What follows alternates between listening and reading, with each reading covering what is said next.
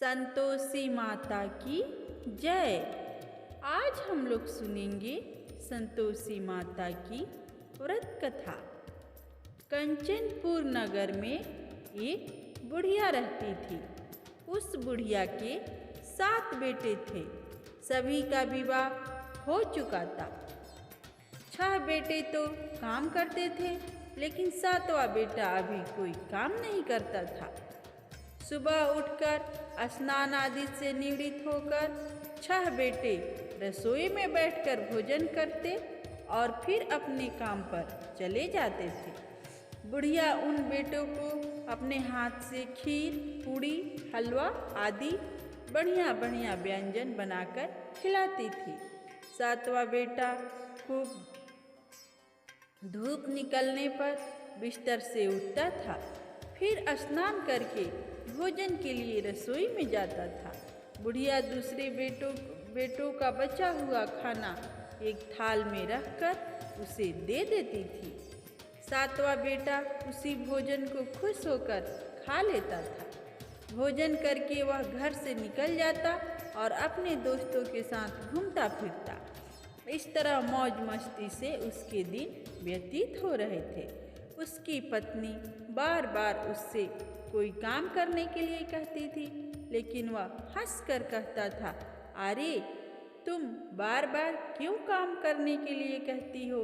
कितने मज़े से दिन गुजर रहे हैं। माँ कितना बढ़िया बढ़िया व्यंजन बनाकर खिलाती है। तब उसकी पत्नी क्रोधित होकर कहती है, माँ तुम्हें बढ़िया बढ़िया व्यंजन बनाकर नहीं खिलाती, बल्कि सबका बचा हुआ जूठा भोजन खिलाती हैं। यदि तुम्हें मेरी बात पर विश्वास ना हो तो किसी दिन छिपकर स्वयं अपनी आँखों से देख लेना। अपनी पत्नी की बात पर उसे यकीन न था, लेकिन एक दिन इसी बात की सच्चाई जानने का निर्णय करके वह सिर दर्द का बहाना बनाकर एक चादर ओढ़कर रसोई घर में ही सो गया। थोड़ी देर के बाद उसकी माँ ने अपने बेटों को खीर, पूड़ी, हलवा आदि बनाकर खिलाए। भोजन के बाद उन्हें लड्डू खाने को दिए। भोजन करके वह अपने काम पर चले गए। उनके जाने के बाद बुढ़िया ने उनकी थाली में बचे भोजन को एक थाली में रखा। बचे हुए लड्डुओं के टुकड़े को एकत्र करके दोबारा लड्डू बनाए। उसके बाद बुढ़िया ने 7वें बेटे को भोजन करने के लिए कहा। उसने सोते हुए चादर के नीचे से सब कुछ देख लिया था। वह उठकर बोला, माँ मुझे भूख नहीं है, मैं परदेश जा रहा हूँ। बुढ़िया ने कहा, कल जाता हो तो आज ही चला जा। बुढ़िया के कठोर वचन सुनकर वह तुरंत परदेश जाने की तैयारी करने लगा। चलने से पहले वह पत्नी के पास गया। उसकी पत्नी गौशाला में गोबर के कंडे थाप रही थी। उसने जाकर अपनी पत्नी से कहा, हम जाएं परदेश को आवेंगे कुछ काल, तुम रहियो संतोष से धर्म अपना पाल। अपने पति के वचन सुनकर कुछ गंभीर स्वर में पत्नी बोली, 2 निशानी आपनी देख धरू मैं धीर, सुधी मति हमारी विसारियो रखियो मन गंभीर। अपनी पत्नी के वचन सुनकर वह बोला, मेरे पास निशानी के लिए बस यह एक अंगूठी है, इसे अपने पास रख लो, लेकिन अब तुम भी अपनी कोई निशानी मुझे दे दो, ताकि परदेश में उस निशानी को देखकर तुम्हें याद कर सकूं। अपने पति की बात सुनकर वह बोली, नाथ मेरे पास निशानी के लिए कुछ भी नहीं है। फिर कुछ सोचकर उसने गोबर के हाथ से उसकी पीठ पर छाप लगा दी।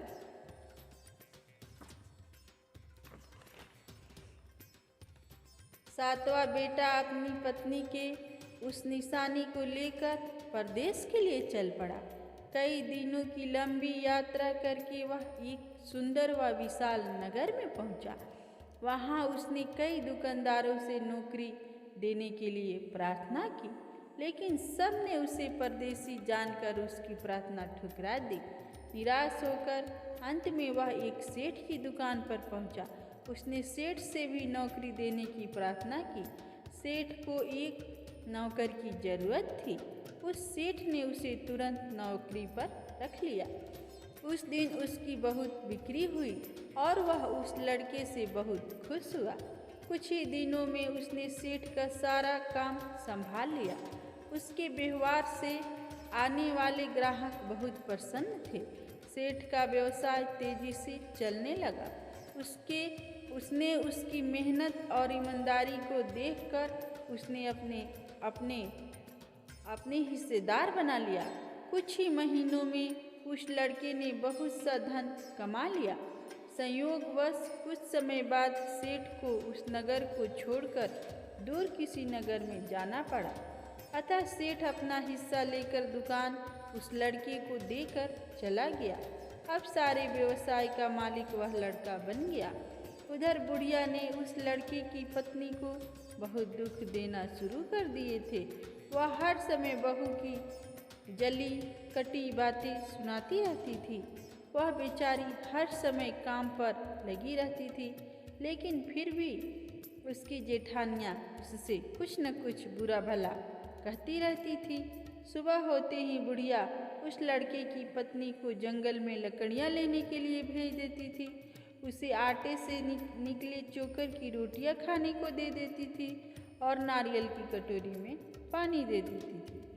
वह बेचारी चोकर की रोटी खाकर भी किसी से कुछ नहीं कहती थी, बस इसे अपने भाग्य का लेखा सोचकर चुप रह जाती थी। एक दिन वह जंगल से लकड़ियां काट कर लौट रही थी। उस रास्ते पर संतोषी माता का मंदिर था। उस मंदिर के पास लकड़ियों का गट्ठर जमीन पर रख वह कुछ देर आराम करने के लिए रुकी। मंदिर में उसने बहुत सी स्त्रियों को पूजा करते देखा तो उसने पूछा, आप किसकी पूजा कर रही हैं? इस पूजा के करने की क्या पुण्य मिलता है? एक स्त्री ने उसे बताया, हम संतोषी माता का व्रत करके उनकी पूजा कर रही हैं। संतोषी माता की पूजा करने के से धन संपत्ति से भंडार भर जाता है, निर्धनता दूर होती है, परिवार में सभी सुख शांति से रहते हैं, लड़कियों का शीघ्र विवाह होता है और उन्हें सुयोग्य वर मिलता है, व्यवसाय में लाभ होता है, निसंतान के घर में संतान होती है। पति अगर परदेश गया हो तो संतोषी माता की अनुकंपा से शीघ्र घर लौटता है। न्यायालय में कोई मुकदमा चल रहा हो तो उसमें जीत होती है, धन संपत्ति में बढ़ोतरी होती है, पारिवारिक क्लेश नष्ट होता है, व्रत करने वाले स्त्री पुरुषों को संतोष मिलता है, सभी की मनोकामनाएं पूरी होती हैं। स्त्रियों से संतोषी माता के व्रत के बारे में इतना सुनकर उसने व्रत करने की विधि भी पूछी। तब एक बूढ़ी स्त्री ने उसे बताया, संतोषी माता का व्रत करके गुड़ और चने का प्रसाद बांटकर स्वयं भी प्रसाद ग्रहण करना, कभी नहीं भूलना। संतोषी माता गुड़ और चने से की गई पूजा से प्रसन्न होती हैं। संतोषी माता का व्रत शुक्रवार को ही किया जाता है। शुक्रवार को सूर्योदय से पहले उठकर स्नान आदि से निवृत्त होकर संतोषी माता के मंदिर में जाकर पूजा करके व्रत कथा सुननी चाहिए। मंदिर में न जा सके तो घर के किसी कमरे में संतोषी माता की मूर्ति या चित्र रखकर छोटा सा मंदिर बनाकर पूजा करनी चाहिए। व्रत करने वाले को उस दिन कोई भी खट्टी चीज़ या खट्टा फल नहीं खाना चाहिए। घर में भी किसी को खट्टी चीज़ें नहीं खाना चाहिए। संतोषी माता के व्रत के बारे में सभी बातें पूछकर सातवें बेटे की बहू ने मन में निश्चय किया, आज सारी लकड़ियाँ बेचकर गुड़ और चने खरीदकर आने वाले शुक्रवार को संतोषी माता का व्रत करूँगी और माता का पूजन अवश्य करूँगी। उसी दिन उसने लकड़ियाँ बेचकर गुड़ और चने खरीदे। शुक्रवार को सूर्योदय से पूर्व उठकर उसने स्नान आदि किया। फिर एक कलश में स्वच्छ व ताज़ा जल भर के चने व गुड़ के साथ जंगल की ओर चल पड़ी। रास्ते में संतोषी माता के मंदिर में जाकर उसने संतोषी माता की विधिवत पूजा की और व्रत कथा सुनी। फिर संतोषी माता के चरणों में सिर रखकर प्रार्थना की, हे माता, मेरे कष्ट दूर करो, मैं हमेशा तुम्हारी पूजा करूंगी। मेरा पति परदेश से सकुशल लौट आए। संतोषी माता का स्मरण करते हुए उसने आस पास वालों को गुड़ और चने का प्रसाद बांटकर थोड़ा सा प्रसाद स्वयं भी ग्रहण किया। इस प्रकार सातवें बेटे की बहू ने हर शुक्रवार को संतोषी माता का विधिवत व्रत करना आरंभ कर दिया। दूसरे शुक्रवार को उसने व्रत किया तो उसके पास पति का पत्र आ गया। तीसरे शुक्रवार को पति का भेजा हुआ रुपया आ गया। इस पर घर के लोग उससे ईर्ष्या करने लगे। जेठानियाँ ताने देने लगी, अरे अब तो पति के पत्र आने लगे हैं, रुपये भी आने लगा है। घर के बच्चे भी बार बार कहने लगे, अब तो चाची के पास रुपया आने लगा है, अब तो वह किसी से सीधे मुंह बात भी नहीं करेगी। वह बेचारी सबके ताने सुनकर चुप रह जाती थी। वह हर शुक्रवार को संतोषी माता के मंदिर में व्रत करने और कथा सुनने के बाद उनके चरणों में सिर रखकर प्रार्थना करती थी, हे माता, मैंने अपने आप से धन नहीं मांगा था, मैंने तो अपने पति के सकुशल लौटने की प्रार्थना की थी। एक दिन उसकी प्रार्थना सुनकर संतोषी माता ने प्रसन्न होकर कहा, जा बेटी, तेरी मनोकामना पूरी होगी, तेरा पति शीघ्र ही घर लौटेगा। वह बेचारी संतोषी माता के वचन सुनकर खुशी खुशी घर लौटी। उधर सातवां बेटा दुकानदारी में इतना व्यस्त हो चुका था कि उसकी पत्नी और घर का कोई स्मरण ही नहीं रहा था। दुकान के काम से उसे फुर्सत ही नहीं मिलती थी। संतोषी माता उस बेटे की इतनी व्यस्तता देखकर बहुत परेशान हुई। तब बहुत सोचकर संतोषी माता ने उस बेटे को स्वप्न में दर्शन देकर कहा, धनी साहूकार सो रहा है या जग रहा है? वह बोला, हे माता, मैं जग नहीं रहा और सो भी नहीं रहा, आप मेरे लिए आज्ञा करें। संतोषी माता ने कहा, तूने परदेश में आकर इतना धन कमाया, पर क्या तुझे अपनी पत्नी का भी कुछ स्मरण है? उसने कहा, हे माता, मुझे अपनी पत्नी का तो स्मरण है, लेकिन इस दुकान से कहीं जाने का मुझे अवकाश ही नहीं मिलता है। अब देखो ना, सारा रुपया व्यवसाय में लगा हुआ है। जब तक सारा रुपया वापस नहीं आ जाता, मैं अपने घर कैसे जा सकता हूँ? संतोषी माता ने कहा, कल सुबह उठकर संतोषी माता का नाम लेकर मंदिर में घी का दीपक जलाकर पूजा करना और फिर दुकान पर जाकर संतोषी माता के नाम का दीपक जलाकर प्रणाम करके काम शुरू करना। शाम होते होते उधार दिया धन लौट आएगा। इतना कहकर संतोषी माता उसके स्वप्न से अंतर्ध्यान हो गई। सुबह उठकर उसने अपने मित्र से स्वप्न की बात कही। वे सब उसका मजाक उड़ाने लगे, लेकिन उसका मन नहीं माना। उसने संतोषी माता का पर पूरा विश्वास करके मंदिर में जाकर घी का दीपक जलाया। दुकान पर भी दीपक जलाकर संतोषी माता का स्मरण करके काम शुरू किया। उस दिन संतोषी माता की अनुकंपा से सचमुच चमत्कार हो गया। उधार सामान ले गए लोग जल्दी जल्दी रुपया लौटाने आने लगे। देखते ही देखते रुपयों का ढेर लग गया। शाम तक सारा धन लौट आया। दुकान का सारा सामान भी हाथों हाथ बिक गया। तब संतोषी माता को नमस्कार करके वह अपने घर लौटने की तैयारी करने लगा। उधर सातवें बेटे की पत्नी प्रतिदिन की तरह जंगल से लकड़ियां काटकर घर की ओर लौट रही थी। लकड़ियों का बोझ अधिक होने के कारण उसने मंदिर के पास गट्ठर उतारकर मंदिर के चबूतरे पर बैठकर थोड़ा सा विश्राम किया। तभी उसे दूर से धूल उड़ती दिखाई दी। उसने संतोषी माता से पूछा, हे माता, आज यह धूल कैसे उड़ रही है? माँ ने प्रसन्न होते हुए कहा, आज तुझे तेरी पूजा का फल मिलेगा। तेरा पति परदेश से लौट रहा है, यह धूल उसके लौटने से उड़ रही है। अब तू इन लकड़ियों के 3 हिस्से कर, एक हिस्सा नदी के किनारे रख, दूसरा हिस्सा मंदिर में रख दे और तीसरा हिस्से को सिर पर रखकर घर ले जा। तेरा पति लकड़ियाँ देखकर रुकेगा, लकड़ियाँ जलाकर भोजन बनाकर खाएगा और फिर जाएगा। तो घर पहुंचकर लकड़ियों का गट्ठर आंगन में डालकर कहना, सासू जी लकड़ियों का गट्ठर ले आई हूँ, चोकर की रोटियाँ और नारियल की कटोरी में पानी दे दो। फिर पूछना, आज घर में कौन मेहमान आया है। संतोषी माता की बातें सुनकर वह खुश हुई और घर की ओर चल पड़ी। कुछ देर बाद उसका पति वहां पहुंचा और लकड़ियों का ढेर देखकर उसने भोजन बनाकर खाया। फिर कुछ देर विश्राम करके घर पहुंचा।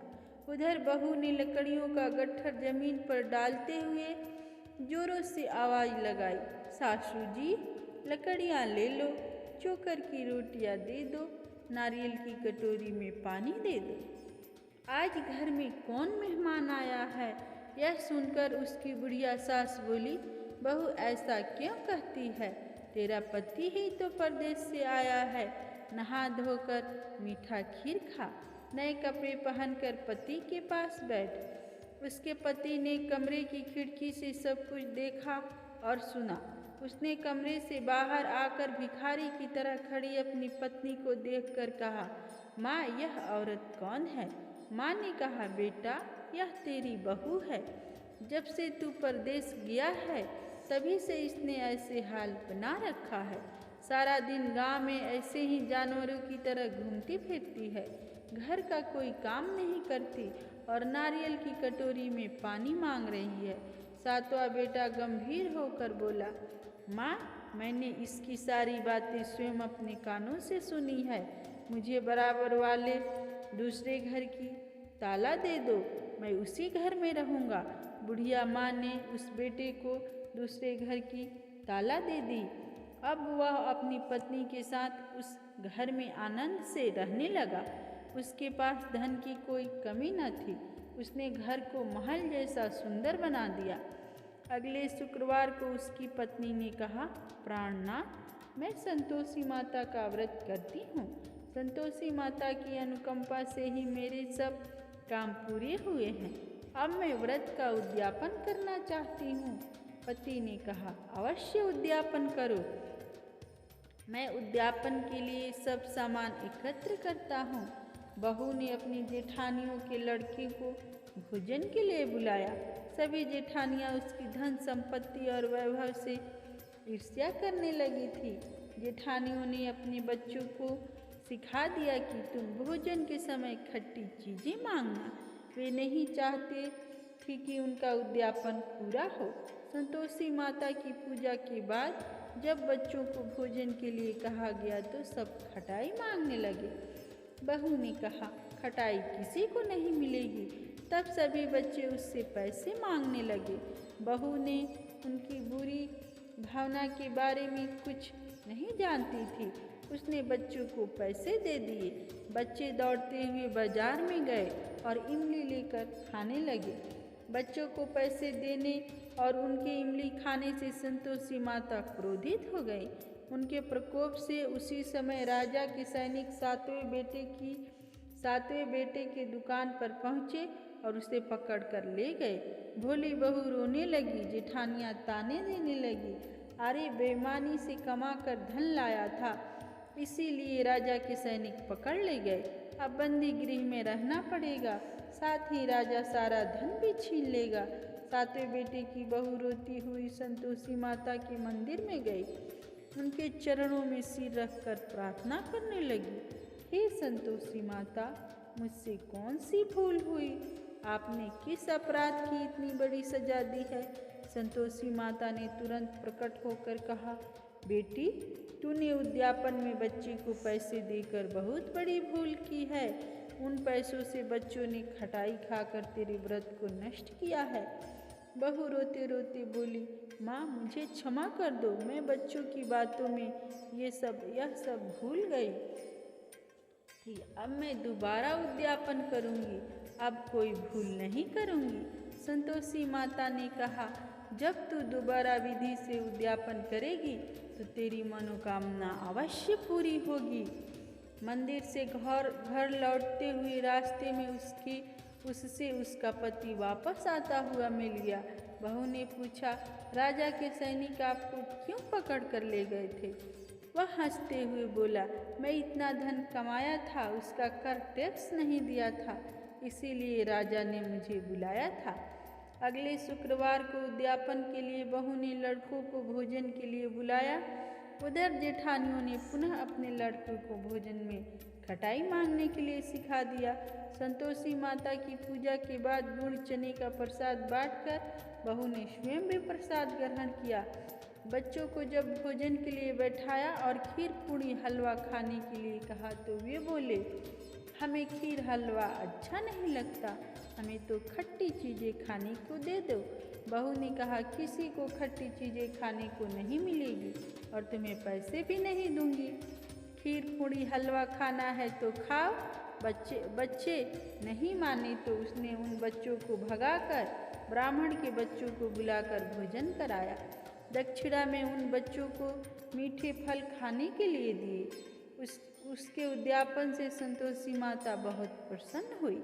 उनकी अनुकंपा से बहू शीघ्र ही गर्भवती हुई। 10वें महीने उसने एक सुंदर पुत्र को जन्म दिया। बहू प्रतिदिन उस बेटे को लेकर संतोषी माता के मंदिर में जाने लगी। कुछ दिनों के बाद संतोषी माता ने सोचा, मैंने इसे जीवन के सभी सुख दिए हैं, अब इसकी परीक्षा लेकर देखती हूँ। यह सोचकर संतोषी माता ने एक बुढ़िया का रूप धारण किया और लाठी टेकती हुई बहू के घर पहुँची। बुढ़िया के सारे शरीर पर मक्खियाँ भिनभिना रही थी। उसे देख सभी मुंह सिकुड़ाने लगते थे। बुढ़िया ने जाकर दरवाज़ा खटखटाया तो बहू की सास ने दरवाज़ा खोला और उसे देखते ही जोर से चिल्लाई, अरे लड़कों, इस गंदी बुढ़िया को भगाओ, मुझे तो ये कोई चुड़ैल नजर आती है, इसे भगाओ नहीं तो यह किसी को खा जाएगी। लड़के उठकर भागे और उन्होंने अपने घर के दरवाजे और खिड़कियां बंद कर ली। छोटी बहू बराबर वाले घर की खिड़की से उस बुढ़िया को देख रही थी। उसने जल्दी से दरवाज़ा खोला और बुढ़िया के पांव छूकर अपने घर में ले गई। सास ने उसे रोका तो बहू बोली, आज तो बहुत खुशी का दिन है, मेरी संतोषी माता मेरे घर आई है। छोटी बहू का बेटा दूध पीने के लिए रो रहा था। बहू ने उसे दूध भी नहीं पिलाया और संतोषी माता की सेवा में व्यस्त हो गई। बुढ़िया सास क्रोध से बहू को बुरा भला कहने लगी। बहू बोली, सासू माँ, आज मेरी संतोषी माता मेरे घर आई हैं, इनका व्रत करने से ही मेरे घर में इतनी खुशियाँ छाई है। इतना सुनते ही सब बुढ़िया के पास दौड़े हुए आए और उनके पांव छूकर क्षमा मांगते हुए बोले, माँ हमें क्षमा कर दो, हमने आपको पहचानने में बहुत भूल की, हम आपके व्रत की विधि नहीं जानते। हे माता, अब हम भी आपका व्रत किया करेंगे। उन लोगों की प्रार्थना सुनकर बुढ़िया का रूप धारण किए संतोषी माता प्रसन्न हुई और उन्हें संतोषी माता के व्रत की विधि बताई। बुढ़िया से व्रत की विधि जानकर संतोषी माता के व्रत करने से उन सब की मनोकामनाएं भी पूरी हुई। उनके घर में धन की वर्षा होने लगी। बुढ़िया के सभी बेटों को व्यवसाय खूब तेजी से चलने लगा। धन संपत्ति से भंडार भरने लगे। संतोषी माता का व्रत करने और व्रत कथा सुनकर गुड़ और चने का प्रसाद खाने वालों की सभी मनोकामनाएं पूरी होती हैं। मंगल कामनाएं संतोषी माता पूरी करती हैं। व्यवसाय में दिन दूनी रात चौगनी तरक्की होती है। निसंतान स्त्रियों को पुत्र की प्राप्ति होती है और संतोषी माता का विधिवत व्रत करने वाली कुंवारी कन्याओं को मनचाहा, सुंदर और सुयोग्य वर मिलता है। बोलो संतोषी माता की जय।